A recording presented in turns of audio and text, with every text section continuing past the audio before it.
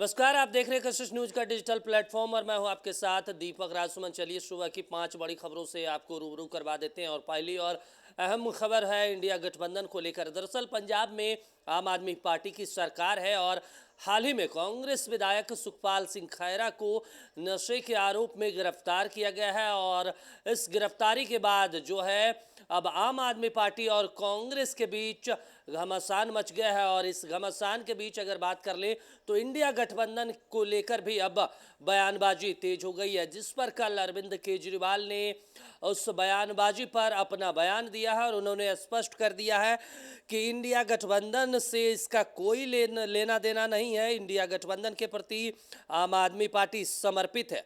आम आदमी पार्टी किसी भी हालत में इंडिया गठबंधन से अलग नहीं होगी। उन्होंने कहा आम आदमी पार्टी सरकार नशे को खत्म करने के लिए प्रतिबद्ध है। उन्होंने चुनाव में वादा किया था और उसी को लेकर कार्रवाई की गई है। लेकिन मैं विशेष रूप से किसी केस या किसी व्यक्ति विशेष पर बात नहीं कर रहा, क्योंकि इसके बारे में मेरे पास जानकारी नहीं है। जानकारी पंजाब पुलिस के पास है। तो एक तरीके से आम आदमी पार्टी के जो मुखिया हैं, संयोजक हैं अरविंद केजरीवाल ने, उन्होंने स्पष्ट कर दिया है कि कार्रवाई सरकार अपने तरीके से कर रही है नशे के खिलाफ, लेकिन इसका जो असर है इंडिया गठबंधन पर पड़ने वाला नहीं है। इंडिया गठबंधन में हम समर्पित हैं और जिस तरीके से जो बीजेपी है और कांग्रेस है पंजाब में एकजुट होकर आम आदमी पार्टी के खिलाफ लगातार बयान दे रही है, ऐसे में कयास लगाए जा रहे थे कि क्या इंडिया गठबंधन में आम आदमी पार्टी शामिल रहेगी। लेकिन अब अरविंद केजरीवाल के बयान के बाद उन तमाम कयासों पर लगाम लग गया है। कनाडा और भारत के बीच लगातार जो है विवाद बढ़ता जा रहा है। अब एक बार फिर कनाडा को लेकर भारतीय विदेश मंत्रालय ने बड़ा बयान दिया। दरअसल विदेश मंत्री एस जयशंकर ने वाशिंगटन में हडसन इंस्टीट्यूट और इंडिया फाउंडेशन की ओर से आयोजित परिचर्चा में हिस्सा लेने के लिए पहुंचे थे। इस दौरान उन्होंने कहा आतंकवादियों और चरमपंथियों के प्रति कनाडा का जो रवैया है वो बहुत उदार है। राजनीतिक मजबूरियों के कारण उन्हें कनाडा में काम करने के लिए जगह दी जा रही है। उन्होंने कहा भारत के लिए कनाडा एक ऐसा देश है जहां संगठित अपराध, लोगों की तस्करी के साथ अलगाववाद, हिंसा, आतंकवाद का जहरीला कॉम्बिनेशन है। आज भारत के डिप्लोमेट कनाडा में दूतावास या वाणिज्य दूतावास में जाने में सुरक्षित है।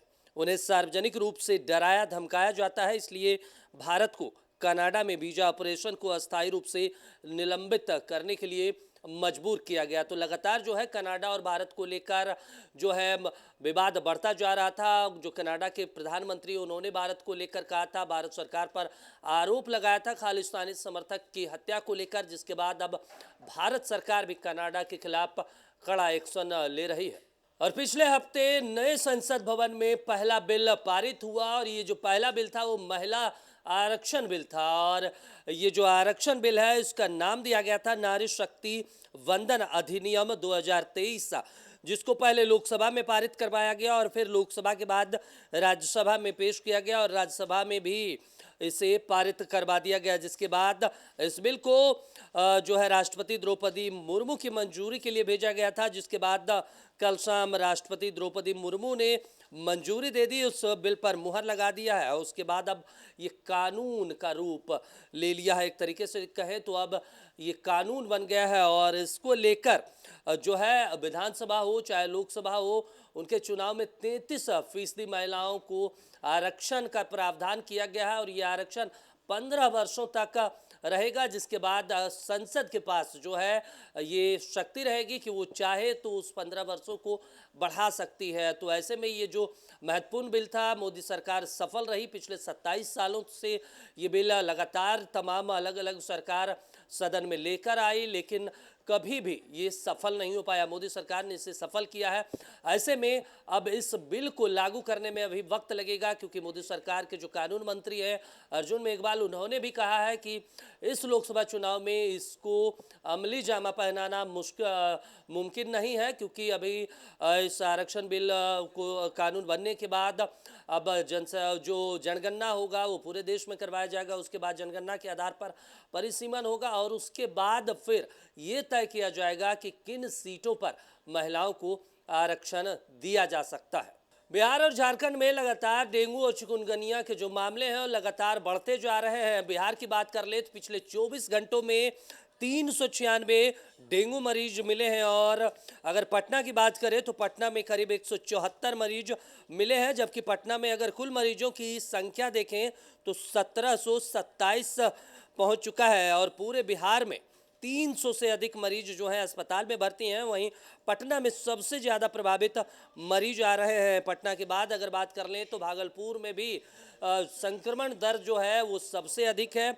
और अगर सितंबर महीने की बात करें तो सिर्फ बिहार में लगभग 5500 से अधिक डेंगू मरीज मिले हैं और इस साल की बात कर ले तो करीब अभी तक 6000 मामले सामने आ चुके हैं। वही स्वास्थ्य विभाग लगातार इसको लेकर मॉनिटरिंग कर रही है। सिविल सर्जन को, जिला अधिकारियों को निर्देश दे रही है कि डेंगू को लेकर जो है सतर्कता बरतें, लोगों में जागरूकता अभियान चलाएं ताकि जो डेंगू के लक्षण जैसे ही दिखाई दे नज़दीकी अस्पताल में लोग जाएं। साफ सफाई का खासा ध्यान रखें, गंदा पानी ना पिए, अपने घरों के आसपास जो है गंदे पानी का जमाव ना होने दें।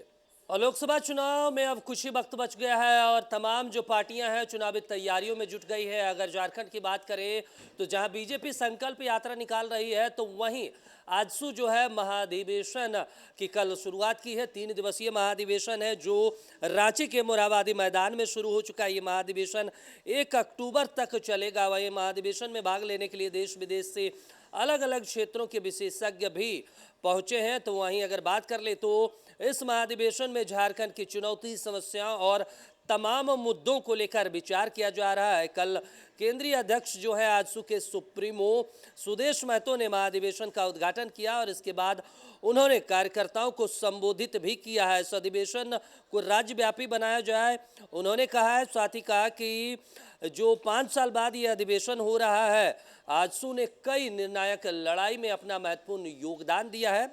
वहीं उन्होंने कहा कि हमने लड़ाई लड़ी है, हमारे जो पूर्वजों ने है वो लड़ाई लड़ी है और उसके बाद ये झारखंड प्रदेश बना है। लोगों के लंबे संघर्ष का परिणाम है कि झारखंड बना। वहीं बता दें कि इस अधिवेशन के पहले दिन पार्टी का प्रतिवेदन भी प्रस्तुत किया गया। तो वहीं 1 अक्टूबर को राजनीतिक प्रस्ताव और जनसभा का आयोजन होगा। तो लगातार जो है झारखंड में तमाम पार्टियां हैं, चाहे जेएमएम हो चाहे कांग्रेस हो, ये भी इंडिया गठबंधन के घटक दल हैं और लगातार जो है तैयारियों में जुटे हुए हैं। बीजेपी संकल्प यात्रा पर है। 7वें चरण की यात्रा अब कुछ ही दोनों में शुरू होगी। 6ठे चरण की जो यात्रा है वो चल रही है बाबूलाल मरांडी के नेतृत्व में और आजसू अब महाधिवेशन 3 दिवसीय महाधिवेशन शुरू कर चुका है। तो ऐसे में जो है सभी की नज़रें झारखंड के ऊपर भी टिकी हुई है, क्योंकि अभी हाल ही में डुमरी उपचुनाव हुआ था और डुमरी उपचुनाव की बात कर ले तो वहाँ पे आजसू कैंडिडेट जो है चुनाव हार गई थी। तो सुबह की 5 बड़ी खबरों में अभी के लिए इतना ही। आप देखते रहिए कशिश न्यूज। नमस्कार।